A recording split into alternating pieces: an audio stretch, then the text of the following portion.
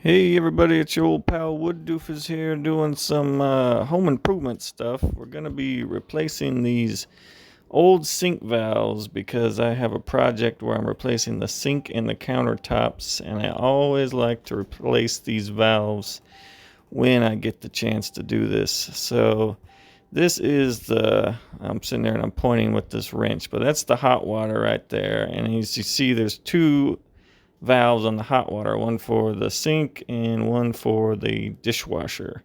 And that one over there is the cold water. It's all by itself. So I'm going to start by detaching the hoses. Now I've already gone and turned the main water line off for the house, and that's very important so this water doesn't erupt in your face.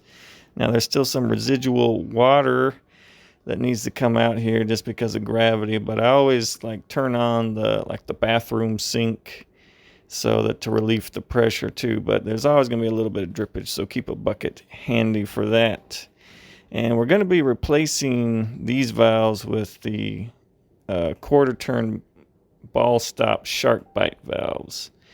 And it's always nice when you can just rip the countertop off to give you more access to deal with it. So that's what I did. So now I got better access, and I'm going to go ahead and start trying to melt the solder. And I've never done this before, so I don't really think this is the best way to do it. I'm using a plumbing torch, which I have a link in the description for. And I went for a while and I tried to take it off and it didn't work. You see, I'm starting to get some steam there. And it just would not come off yet. So I thought I could clean it up a little bit and save some time, but it was really just pointless. Really stupid thing to do. Just killing time. But anyway, I went back to it, and after about 10 minutes, I saw that the solder started to bubble up out of the seam of the valve, and I thought that was a good sign. So I went ahead and I turned the torch off.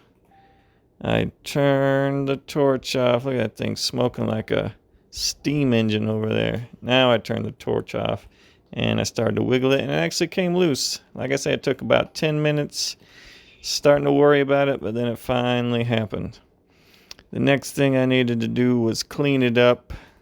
I noticed that it didn't have a very clean edge, so I got my pipe cutter out, and I basically after a lot of trial and error, I cut this little nip off to make a nice clean cut. I didn't get good footage of it, so I got better footage on the cold pipe. So this is that. And this pipe cutter, of course, is available on Amazon also, and I will put a link in the description for that as well. And this is as easy as it is to cut it off. It was tricky to keep it straight. It seemed to want to twist or get crooked as I twisted it. So I tried to reposition it and keep it straight, and it worked out okay eventually. But you want to get a clean cut because the Sharkbite you don't want it to have any sharp edges on the pipe when you push to connect Sharkbite on. Now this is a tool that helps clean it too. You want to make sure all the residual solder is off. There'll be a link in the description for this also. You can clean out the inside and the outside of the pipe with this tool. Very necessary to have so you can get a good connection on the thing. Now this is the deburring tool, and it deburrs the outside and makes a rounded edge around the edge of the pipe. So once again, gets the sharp edges out so it doesn't damage your Sharkbite valve when you try to put it on. And the good thing about this is also doubles as a depth gauge, so you mark that, and that's how you know that the Sharkbite is fully on the pipe. And if it's not, then it's not going to work. So you need to be able to push it all the way on. So here is the valve itself. It's very nice compared to those old valves. Only needs a quarter turn. You don't need that nut on the 3/8 connection that connects the sink hose. So that's why I just dropped it.